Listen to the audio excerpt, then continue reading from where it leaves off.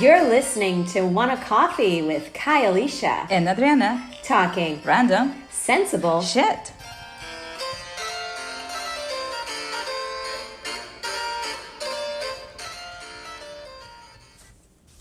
She's allergic to she was allergic to fur, she's allergic to cat. I just couldn't even understand it. I'm just like, you like all this fur, this cats and things like this, and yet you can't even be next to it. Yes. It just was so it made no sense to me. And so those behaviors just kind of tripped me up, and then obviously like hearing about the issues with her former husband, how she met him, and obviously, you give people the benefit of the doubt, but it just kept getting creepier and weirder and weirder. Yeah, the way she says that. Okay. If you're walking down the street, let's revise the meeting, the encounter. Like, you're walking down the street. You're sad. You're crying. There's this guy approaching you. He's like, do you want to talk to me? Like, no. You're a woman. You protect yourself. Second time, calm. Third time, there's a gun. Yeah. And, I have a gun now, so yeah, I will go with you. That's not what a normal person will do. And it sounds like a lie. It sounds like a lie. Yeah, it sounds made up. I thought that's exactly what I thought. I was like, she was prostituting. That's all I could think to myself, is like, she was prostituting and hitchhiking. And that's how that came to be, because she was an attractive woman, because she's attractive. But like, what is she doing out on the street like that? And what is she doing accepting rides from people? Like, she said that she had just had an argument with her husband, and she was so you just go walking around. Yeah, you get picked up by someone. Exactly. You don't. That's what you do when you get into an argument with your husband. Sounds very plausible. Sounds very plausible. He came around the first time, the second time, and the third time, and then the third time with the gun, and then you have sex. It's like, no, you got no. Like, sweetie, no. Yeah, that's true. I'll give that to you. But I don't know. What are your? We haven't even talked about the other. There are other characters. The guy. I always say the guy with the babysitter, the guy with the nanny. Oh, dear Lord! Dear Lord, the hitman guy. The guy with the orange hair, the guy who was the mafia guy, who had his own interesting story. That was like a gang warlord thing, and I just loved yes, the guy that was a kingpin, he was in jail for. Oh God, that was so interesting to me. They didn't. And he looked like a sane person. Like, he did. Like, yeah, you're a drug lord, but you look honest. Yes, exactly. Out of all of them, he looked. That's a story in itself. Yeah. Honestly, the characters, they are so funny, but honestly what pisses me off is no one took care of the poor cats, the poor animals. Like, why is this still happening? Yeah. Why why do they want to have exotic animals? Like, are they status symbols?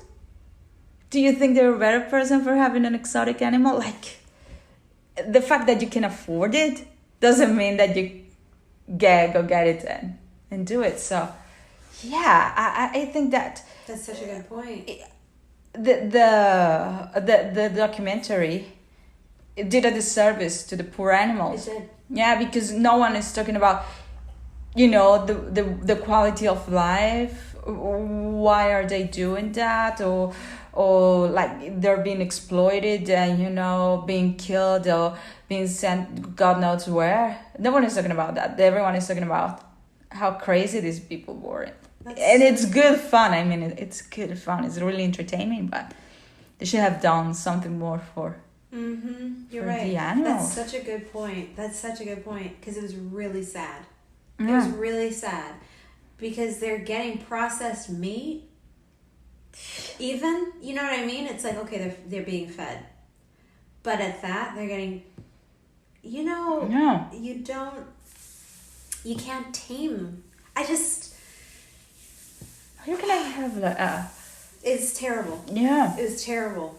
It was absolutely terrible. You're so right. And the way they would carry on with the tigers and show the tigers, you could see that these were big animals and they had a mind of their own and they were being trained, but you could see like they're still tigers. Yeah. And every time I saw them, especially Doc with the tiger, somehow I always could see the tiger looking as if it would be like, do one crazy thing to me, dude, and I will eat you. Oh. The way he held them, the way he was really weird. It was just something, but they seemed like more in charge to me. Yeah, that's true. I found that they were like.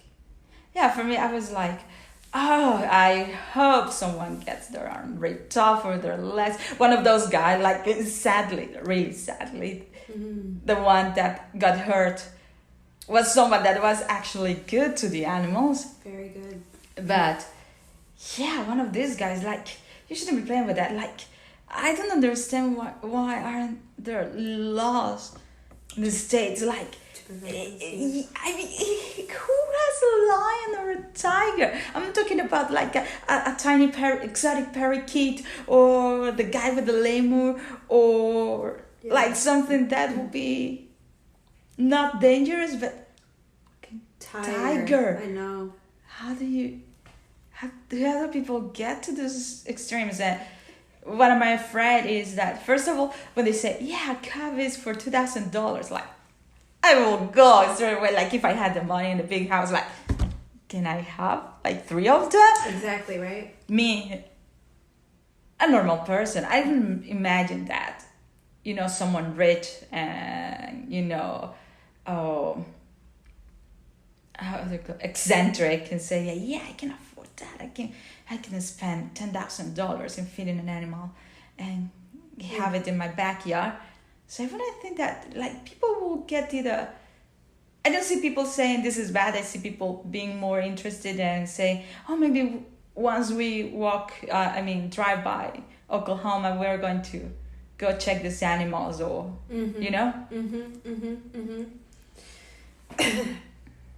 Yeah, I don't know how anybody has it in their right mind to say, yes, I will get that. I don't know how anyone. I like, it's nice to know, like, oh, wow, I can afford a tiger, and it'd be really cool to have a tiger, but it's also like, this shit's a tiger. Yeah. It's a tiger. Or, like, it's one thing to have a cat, to have a dog, to have a bird. Even a bird sometimes I get weird about, because it's like, doesn't that thing need to go out and fly? Yes. Or... You have to go walk your dog. Yeah. Or your cat, you have to have a garden for the cat to be... To roam, yeah. So something's with you. I had a friend, not a friend, but an acquaintance in grade school who now has, grown up, and she has a pet monkey. Sorry about that. But she's got a pet monkey, and I'm just like, what? Like... Okay, great. You can own a pet monkey, and I'm sure that's really cute to have them around, and there's something really fascinating about that. But also, like, no, it's a monkey. It's a monkey. They're not supposed to be inside of a house. They're not supposed to be domesticated. Like, we're not even really supposed to be domesticated, to be honest, So, like, why would you want to do that? Get a baby. Have a baby. Yeah, exactly. Like, I don't doubt these are really... beautiful, majestic animals, and the monkeys are beautiful, lions, tigers, whatever. They are really beautiful, but we are not supposed to have them at home. Yeah, it's just not fair. It's just not fair. No, yeah. Okay, joke. Sorry. Is it fair, the verdict from the judge? Do you think it's good, the sentence? Yeah, I think I think he got what he deserved, to be honest. He exploited those animals. They're not in good conditions, and he got what he deserved. But I don't think I think he's alone. Excuse me, in that. I think that Carol Baskin should be there. I think that Doc Antler should be there. I think they all should be there because they all are doing the same thing. Yes. And you can see that based on the treatment of those animals in every one of their places. No one can afford that situation. Realistically, no one can afford that, even now. Like, despite how many shows you do, you go on the Letterman show, whatever, you cannot afford 30 to 40 tigers at a given time. Like, and he had no. 250? There was a time that he had 250. Joe Exotic? Yeah. You see... Or one of them, but I remember they had, like, a lot of animals. Yeah. So, no, I agree with the verdict, but I think that the others should be held accountable as well. What do you think? Yeah, same.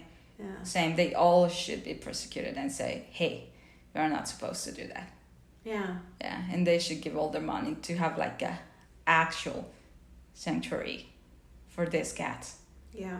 But no, oh well.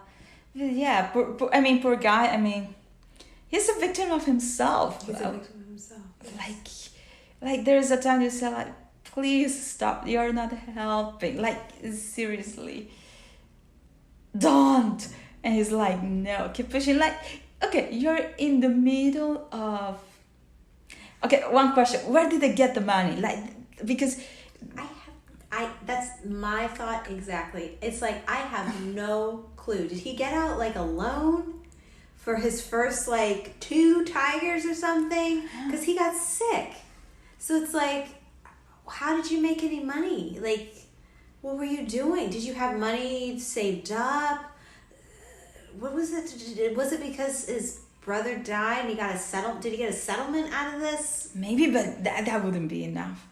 I don't know. Because, okay, this guy at the time where Carol was suing him, he had to pay some, like, how do you call that? Restitution? Restitution to her. And because he didn't have the money, or he transferred all his assets to his mom, she went bankrupt. That was low. That was low. And so low. And then to his other friends, like, he wasn't owning anything. So in the middle of that crisis, he decides to run for governor. It's nuts. Like, it's like, what? It is. But that's so amazing. Shout out to COVID-19 because it's amazing what you can do in crisis. That's true. And people sometimes thrive in crisis. So, like your mom said, you got to go on. You got to figure it out. You got to be creative. Yeah, this guy was way too creative. Can you imagine, like, if all his efforts will be for the goodness of humanity? But because he had random ideas, but he could have made it also. And the way I was floored with the way he went about things. He found an 8-year-old boy magician. It was just unbelievable what he would do. I just couldn't. And he exploded because he learned the magic from the boy. It was amazing. This thought process and his conviction of, like, it could work. And it did. And it did. He was doing it. He started with a good cause because he was just trying to make conscious on people not drink and drive and drugs and all that because of his brother. And then he got to be a magician because no one was paying attention to him. And then along came the poor tigers and animals. I know. Oh God. But one last thing before I forget. It's a moment which has stuck with me forever. Is the moment where Travis, the guy who blows off his head, gets shot or whatever, and he does a funeral, and the way he does the eulogy is all about him. It's like nothing about this poor guy, but all about him and how it's such a big loss to him. The poor guy's mother is sitting there. She's grieving. She doesn't know what to do. She's hyped up on drugs. And I don't know if he's hyped up on drugs and that's why he's talking like that. He was talking about his genitals. Yeah. It was like so... It was degrading. It was terrible. I'm like, let this man just died. This kid just died. You know, and here you are just talking about how much of a loss it is to you. And then 2 weeks later, you're married or you're with someone. It just, you know, and then it's like all the redeeming thoughts that I had about him just go completely out the window for me because I'm just like, he's a bad person. You know, you see that and I'm just like, for me, I see that and the judgment, I'm just so heavy-handed with it because I'm like, I can't imagine that mother's grief, you know? And especially when she's probably off drugs and she thinks about it, it's like... Yeah, and the fact that the kid was kept there because he got drugs. Like, what I get is that he got him addicted. Like, he gave him weed, he gave him meth, he gave him like all these sorts of drugs so the kid won't get desperate and say like, okay, this is not a way for me to live and to leave him. Yeah. So no. I mean, do you think there is a redemption for him? Something that makes him like from all the things that he has done. I think the redeeming thing about him is that he's a Renaissance man, and what he was able to do is unimaginable. It's unimaginable, and you can really respect his level of creativity and dedication. That's all I can say. To his madness. Yeah. To his own madness. But it was. Yeah. It worked. He had a zoo. He had people. He had employees. He employed people who coming out of jail. He ran for governor. There was a percentage of people who voted for him. Yeah. He was a gay Southern man. That was crazy to me. Yeah. Okay, that's it. Okay, I'll give that to him. Because he was like in a place that he wouldn't be able to thrive. Yeah. And he did. And he did. His way, but he did. And he got 3 guys. 3 heterosexual, 2 heterosexual at least, that we know of. Young men who were attractive. I know they were cute. They were cute. Like, I know the guy was missing teeth, but it was like, he looked like a pretty decent, handsome human being outside of, you know, he's missing a couple of teeth. You know, we all have our issues. But on that note, in one word, Tiger King.